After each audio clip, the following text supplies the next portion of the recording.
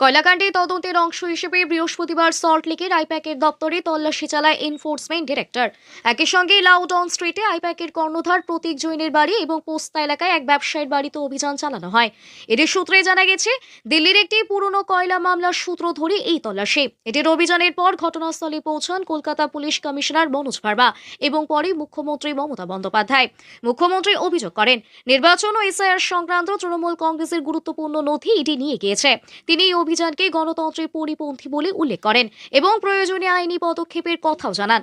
মুখ্যমন্ত্রীর নির্দেশে বৃহস্পতিবার বিকেল থেকে রাজ্য জুড়ে ইডির তল্লাশির প্রতিবাদে আন্দোলনে নামে তৃণমূল কংগ্রেস। এই কর্মসূচির অংশ হিসেবে পূর্ব বর্ধমান জেলার বর্ধমান শহরে তৃণমূল কংগ্রেসের উদ্যোগে বিক্ষোভ মিছিল শুরু হয়। মিছিলে অংশ নেন বর্ধমান দক্ষিণের বিধায়ক খোকন দাস, প্রাক্তন জেলা পরিষদের সভাধিপতি দেব টুটু সহ দলীয় নেতৃত্ব। এছাড়াও জেলা যুব তৃণমূল কংগ্রেসের সভাপতি রাসবিহারী হালদারের নেতৃত্বে বর্ধমানের তেলিপুকুর এলাকায় পথ অবরোধ করা হয়।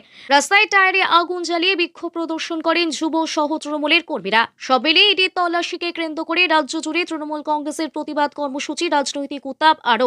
আপনারা জানেন যে কিভাবে ইডিকে ব্যবহার করে আইপ্যাকে রেড করা হয়েছে। বিজেপি কেন্দ্রীয় সরকারের চক্রান্ত, তার বিরুদ্ধেই আমরা পথে নেমেছি।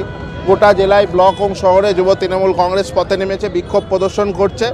আমরাও নেমেছি বর্ধমান শহরের যুবর পক্ষ থেকে যে বিক্ষোভ সমাবেশ তেলিপুকুরে এনএইচ অবরোধ করে সেই বিক্ষোভ সমাবেশে আমরাও ছিলাম। আমরা ধিক্কার জানাই অমিত শাহকে, যে তিনি বুঝে গেছেন বাংলায় আবার তৃণমূল কংগ্রেস ক্ষমতায় আসছে, তাই এই সব পদক্ষেপ নিচ্ছে।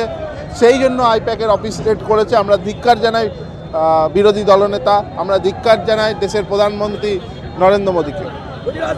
মমতা বন্দ্যোপাধ্যায় যথেষ্ট বয়স হয়েছে, আজকে যিনি যেভাবে হেনস্থার শিকার হলেন রাজ্যের মুখ্যমন্ত্রী, সেই জন্য বাংলার যুব সমাজ গর্জে উঠেছে। আজকে পূর্ব বর্ধমান জেলার যুব সমাজ গর্জে উঠেছে। আমাদের নেত্রীকে যদি হেনস্থা করা হয়, আমাদের নেতাকে হেনস্থা করা হয়, অভিষেক বন্দ্যোপাধ্যায়কে আমরা কেউ ছেড়ে কথা বলবো না।